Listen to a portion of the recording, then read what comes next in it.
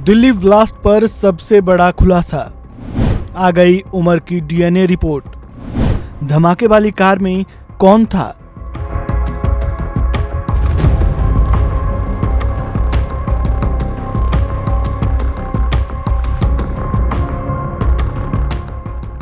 राजधानी दिल्ली में लाल किले के पास 10 नवंबर को हुए भयानक विस्फोट की गुत्थी अब सुलझ गई है।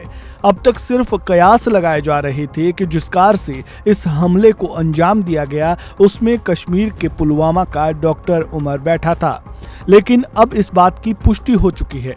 डॉक्टर उमर की डीएनए रिपोर्ट सामने आई है, जिसने इस बात की पुष्टि की है कि धमाके वाली कार में कोई और नहीं बल्कि वो खुद बैठा हुआ था। विस्फोट इतना भीषण था कि उमर के शव के चिथड़े उड़ गए, जिससे उसकी पहचान मुश्किल हो गई थी।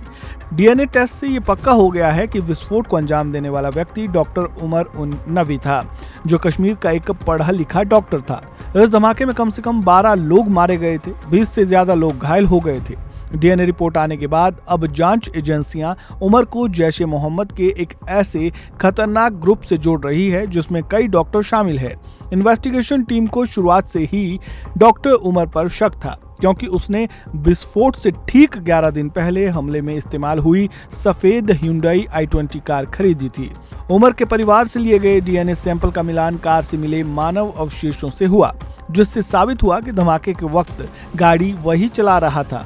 अधिकारियों का मानना है कि उमर जैश-ए-मोहम्मद के एक बड़े लॉजिस्टिक नेटवर्क का हिस्सा था, जो फरीदाबाद, लखनऊ और दक्षिण कश्मीर के बीच फैला हुआ था। इस ग्रुप में 9 से 10 सदस्य थे, जिनमें 5 से 6 डॉक्टर भी शामिल थे। ये डॉक्टर अपनी मेडिकल जानकारी का इस्तेमाल करके आसानी से विस्फोटक बनाने का सामान खरीदते थे।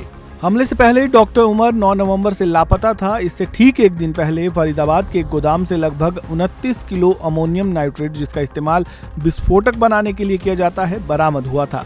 पुलिस के मुताबिक उमर 30 अक्टूबर से ही छुप गया था। उसने अपने 5 फोन बंद कर दिए थे और कॉलेज जाना भी छोड़ दिया था। इस जांच में कई और लोग पकड़े गए हैं, जिनमें फरीदाबाद से गिरफ्तार की गई पूर्व लेक्चरर डॉक्टर शाहीन शाहिद भी शामिल है। माना जा रहा है कि वह जैश-ए-मोहम्मद की नई महिला विंग की मुखिया बनने वाली थी। इसके अलावा 2 अन्य डॉक्टर मुजमिल अहमद गनई और अजमुल अहमद मलिक से भी पूछताछ की जा रही है। वहीं बात अगर डॉक्टर उमर की करें तो इंडिया टुडे की रिपोर्ट के मुताबिक पुलवामा के उसके गाँव में रिश्तेदार बताते हैं, डॉक्टर उमर एक बेहद शांत और कम बोलने वाला लड़का था, जो घंटों पढ़ने में बिताता था। लेकिन हाल के महीनों में उसका व्यवहार बदल गया था। वह बार बार दिल्ली और फरीदाबाद के बीच सफर करने लगा था और कुछ मस्जिदों में जाता था। विस्फोट वाले दिन के सीसीटीवी फुटेज में उसे लाल किले की तरफ जाने से पहले मस्जिद के पास 3 घंटे तक गाड़ी पार्क किए हुए देखा गया था। पुलिस ने फरीदाबाद से उसकी एक कार फोर्ड इकोस्पोर्ट जब्त की है, जिसका दिल्ली वाला पता फर्जी निकला।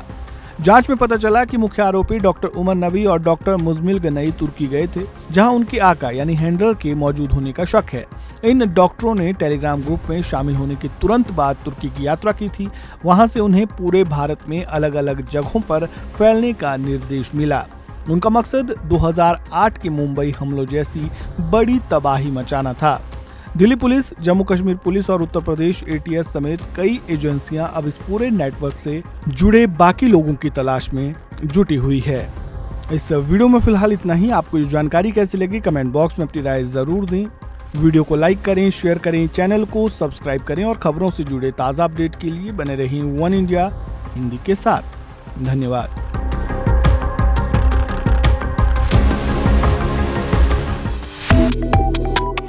Subscribe to One India and never miss an update.